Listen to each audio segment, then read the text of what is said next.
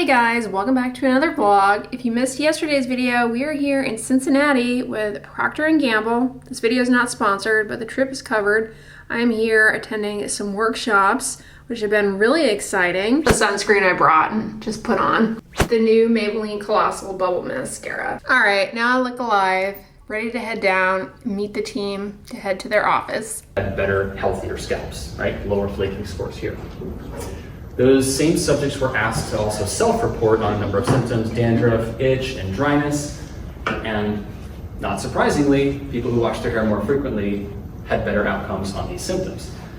But to address the myth in this, those subjects were also asked to rate hair condition. So on the left side here, we got the same cohorts, but we asked them to rate the severity of these cosmetic hair benefits, hair loss, brittleness, smoothness. And so what we see is, lower is better in this case because we're looking at severity.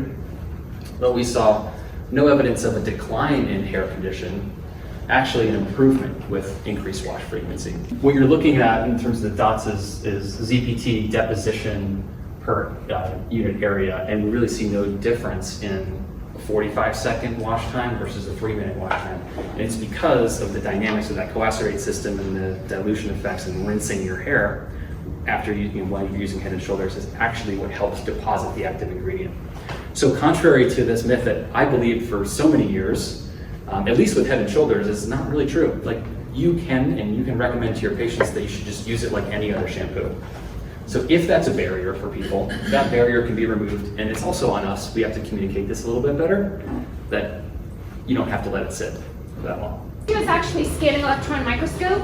What I have pulled up for you is just a little bit of an inspiration about how we look at hair itself. So from that perspective, what you see up on the screen here is actually hair that's been peeled open. So longitudinally peeled open, not a cross-section of the hair. You can see the medullated space quite nicely. You can see the cortex or the cortical fibers that are sitting here, and then you can also see the layers of the cuticle here. So this is actually the root section of the hair right here, and then this would be the tip section of the hair here. The root section of the hair, basically when we're doing this analysis, we're looking for the number of cuticles that are present on that person's hair. Everybody's number of cuticles will differ depending on what your ethnicity is, right? What your genes say how the hair grows, right? And so what you see here is you actually see 1, 2, 3, 4, 5, 6, 7, 8 layers of cuticles on this person's hair. This person is Asia Pacific ancestry, so I code that APA in the laboratory. And so the layers that you see in between are actually CMC, cell membrane complex. So the lipids in the material that actually keep the layers together. And then the other example that I have over here is the tip hair. And so this is pretty damaged hair. So, there's a lot of damage, and we can talk about damage in just a second. I have some examples of damage over there. But from this perspective, they're actually losing layer of cuticles, as well as there's a thickening of the cell membrane complex, right?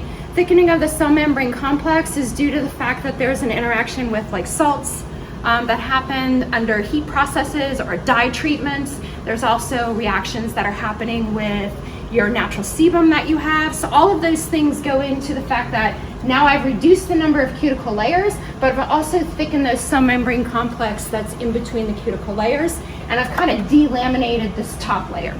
So you can understand a little bit about damage. Cool little melanosomes, right? So within the hair, that's where we get the color of the hair. And so I pulled up for inspiration, I pulled up 2 of them. One is actually healthy hair and one is damaged hair. And so again, as we're doing all the processes to our hair, right, as we go through everything that we do as humans and kind of normalizing that, you also cause some damage to the internal structure of the hair as well. And so this is actually showing you some of the melanosomes that are present within the hair, and the cuticle, or the cortex, the cortical fibers that are sitting within here, the macrofibrils, you can see those present. You can see these lovely, beautiful melanosomes kind of hanging out. I'm going to show you a colorized image of that. And then what happens here is you actually have weakening of the melanocytes as you dye the hair or you do other processes to the hair. So that's just inspiration of like what the instrument can do and what us as analysts can do. In addition to that, we also look at flakes, right? We also look at skin, we look at flakes. We see hair all the time that actually has flakes all over it. We try to understand from the perspective of what the consumer is doing, how their scalp is affecting their hair and then transferring, and then the role of sebum in that whole mechanism. And then we do 3D prints. So like Maisha was saying, Atia was saying earlier, we also have the capability to 3D print. This is micro CT data that we have available on site. We mocked it up to look like an oily follicle versus a normal follicle, right? So that's what this is mocked up. We also have the capability to look at scalp and scalp health through the evidence of flakes, right? And so if you take a look at this image here, if you rock it back and forth, it's called a lenticular, old school Cracker Jacks. How many are you like? Okay, perfect. I'm not so old, but anyway. Okay, so this is actually a lenticular flip, and so what it's looking at is, it is looking at TEM, which is transmission electron microscope, and it's looking at the layers of the cells. And this is before and after Head and Shoulders treatment. So it'll be a 3-week treatment, 3 times a week. The green guys are actually Malassezia, S. capitis, and P. acnes. They're all involved in the situation, right, and what's going on. So Malassezia is the fungus that lives among us on our scalp, and then P. acnes and S. capitis are involved in the situation as well. And then what happens is you have a disruption in the skin layer. So hopefully you guys can see that pretty nicely. And then after treatment with Head and Shoulders, those guys will go down in numbers, and then the scalp will actually return to a more healthy, consistent, uniformity to it. And so you start to see those layers start to even out and become more consistent and uniform. So that's another analysis that we do here in lab. We have more 3D prints, and then we also have some 3D prints of hair here as well. So this is actually how we think about hair damage itself, right? So we have really quick, we have UV damage that's happening up here. So you have these raised cuticle layers. We have thermal damage that we see in the form of like bubbles. We have mechanical damage that's happening on the hair that's scraping up the cuticle layers. This one is a significant series of dyeing mechanisms that have happened on this hair. This one is all the way down to the cortical fiber, so hair that no longer has those nice layers on the outside. And then this hair right here is actually physical damage. So anybody who plays sports or wears a hat, this is typically what we'll see on the hair as you're pulling things on and off the hair. And then going to more of like bare Malassezia, that kind of stuff. So this is actually Malassezia right here. So this is from a person's hair. And so you can see all of these flakes, right? We don't know if they come from the scalp or not, but they are detached corneocytes that are on the root of the hair, and then they happen to be hanging out with Malassezia. So you can actually see the little tiny Malassesias hanging out on the hair. So I know this isn't an analysis of the scalp per se, but it gives you an understanding of what's going on with that person because it transfers from the scalp to the hair, right? So all of those things are affected. And then we also took a look at the internal of the hair, and we took a look at how that was affecting the cell membrane complex that's sitting in between the cuticle layers. What you're going to do is you're going to click the camera button. So you're going to place it somewhere on the scalp, and you're going to click that camera button, and you should be able to see. So I as a person have a lot of red pigmentation. You can see my microcapillaries under the scalp, right under that kind of transparent skin right there. I love a conditioner, so I'm a heavy conditioner in the morning. So there's actually a lot of conditioning product on there. I do have a flake every once in a while you will find on my hair, but few and far between. And then, so these are the microcapillaries here, and then you can actually see a couple of pieces of hair or a couple of shafts of hair growing out of a series of follicles that are sitting right there. Product on there, a lot of oils, do additional oils and part of the tip, just so that we can understand if you need help with the prep, let me know. scalp, and of Trying course to figure out a way to get people more involved, interested in what we're doing. Hello, Dr. Atia here. Very nice. When's the last time you washed? Last night? Last night. Oh, yeah. You can see that. Nice and clean. Not too much oil buildup or anything like that. So I think your hair is pulled back, so you can kind of see the pull. See a couple of the hair, not like flakes quite yet, but I'd say like right in the top corner there, towards the middle, you got a flake that wants to come out. A few down there. And maybe a little bit of whatever product, or because it doesn't look like a flake, so more product based. Right, we're all humans, and that's what we do, right? We slough things off, and my friend the other day was saying, "Don't look at my feet." I'm like, "We're just humans." Yeah, it's a good attitude. We get that phrase all the time. Don't look at my hairy legs. I'm like, Oh, really? I don't think what We're just humans. That's what we do. We gotta normalize being humans, and all we're doing is trying to help you stay healthy. Yeah. Right? Don't look at my. I can paint my toes or go to the pedicure. So we're gonna take a look at the hairs. So I put up a mirror just in case you wanted to use a mirror to do this. What I need to do is I just need one piece of hair from your head. I have scissors if you want to use a scissor. One girl just plucked. This is her hair. Healthy microscope. Here under the Piece of microscope. tape right there. We're gonna go to 1000x, and we have transmitted on. So we're gonna hit it up with some light. Yeah. There you go. There's your beautiful hair right here. There's something over here on the hair down here. Right here. It's if I had to guess, I'm gonna guess it might be a skin flake, but it could be from me touching the hair, right? Looks like an embryo. Like a little spinal cord. Yes. You have a baby on your hair. It looks like it might be a like detached cornea site, but I'm not like I can't tell unless I put it on the SEM, right? Like so you have very little melanosomes, like you don't have any melanosomes present in here. Yeah. Even though like you can see the color is nice and consistent. The color is being deposited on the hair, right? And so the melanosomes are actually void in the hair. So they use a peroxide in the treatment of the color, right? Yeah. So they're just And so but I will say make sure that you continue to use something that keeps the hair healthy, right?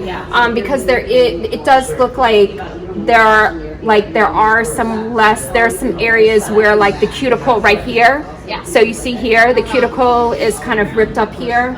So yeah, make sure you're using some protection mechanism. Yeah, oil or something for protection. Do you really want to see the other system? I'm sorry, I apologize.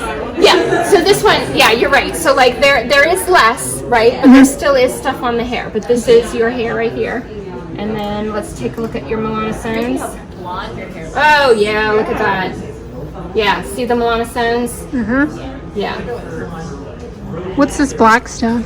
The black stuff is actually material that you have deposited on the external of the hair. Oh. Yeah. So that's deposition on the hair. Yeah. What is that? It'd be product that you're using. Is it like styling product? Yeah, like absolutely. the hair oil? Yeah. It's black? Yeah. Oh, weird. Yeah, it's just a reflection of the Yeah, light. oh, okay. All right. Remember last night? Last night I put this all over my body. Well, guess what, y'all? Guess what? Put it to the test this morning because I had my transepidermal water loss tested with corneometry, and I was a little nervous. I said, but get it up here, right? Put it here because this right here can be a little dry. Sometimes I'm negligent. You want to know what number I hit on first pass? 73%. 73% with the moisture retention. So that speaks to this. Mind you, this is under hotel conditions, which we all know.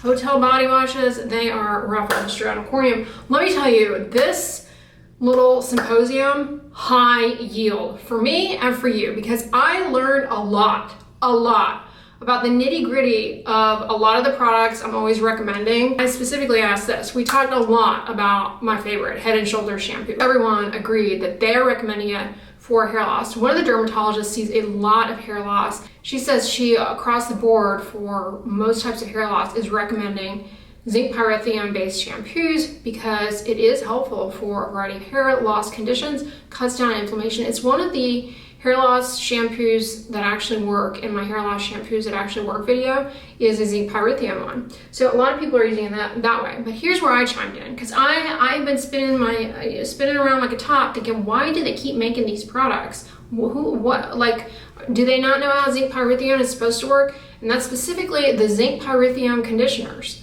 So one thing about anti-dandruff shampoos, Head and Shoulder, it's great for scalp control, but it can be drying on the ends, especially if you have more of a textured hair type.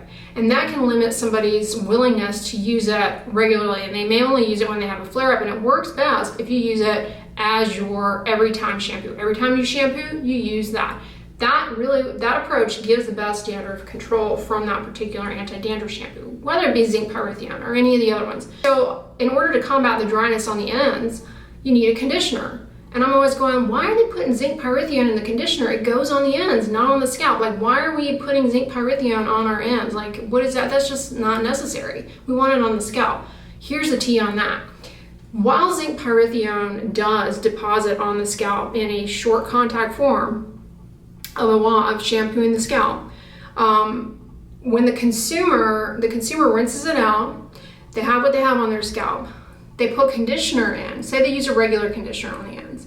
They rinse that conditioner out. That second rinse of rinsing the conditioner out removes a little bit of the zinc pyrithium. So it subtracts some just in that second rinse. I didn't know that.